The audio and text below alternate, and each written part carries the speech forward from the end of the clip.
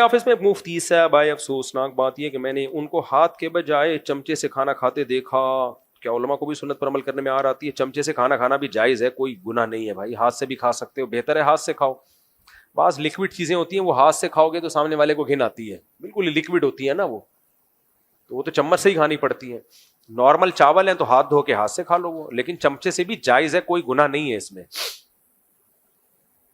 ان چیزوں کا تعلق آداب سے ہے, کوئی نبی کا آرڈر نہیں ہے کہ ہاتھ سے کھانا. اگر آرڈر ہوتا نا تو پھر واجب ہو جاتا.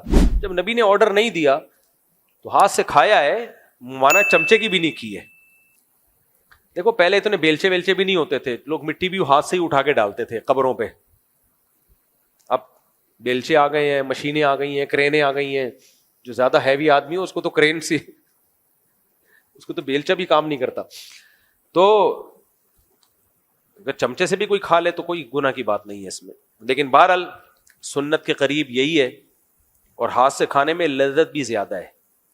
چمچے سے جب کھایا جاتا ہے جب ہاتھ دھونے کی جگہ نہ ہو. میں تو چمچے سے جب ہی کھاتا ہوں جب ہاتھ دھونے کی جگہ نہیں ہے, یا اٹھ کے گئے تو سیٹ کوئی, یا اٹھ کے گئے تو لوگ بیسن پہ سیلفی آنا شروع کر دیں میرے ساتھ, تو پھر میں چمچے سے کھاتا ہوں. میری عادت یہی ہے کہ جب تک ہاتھ سے کھانا کھایا جا سکتا ہے ہاتھ, اس میں لذت بھی ہے.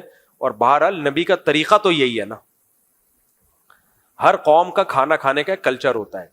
انگریز چمچے سے کھاتے ہیں, جیپنیز وہ ڈنڈیوں سے کھاتے ہیں, کچھ قوم کانٹوں سے کھاتی ہے. تو مسلمانوں کا ہمیشہ سے طریقہ کیا ہے؟ ہاتھ سے کھانا. یہ شاعر میں ہے, فرض واجب نہیں ہے لیکن اسلام کی ایک علامات میں سے. تو حتی الامکان کوشش کیا کرو ہاتھ سے کھایا کرو. مجبوری میں چمچے سے, جہاز میں چمچے سے کھانا پڑتا ہے, ہاتھ دھونے کے لیے اٹھ کے جانا آنا بڑا مشکل ہوتا ہے. تو جہاں مجبوری ہو کہ الگ بات ہے, یا کھانا اتنا گرم ہے کہ ہاتھ سے کھایا نہیں جا رہا, وہاں بھی چمچے سے کھا لیا جاتا ہے.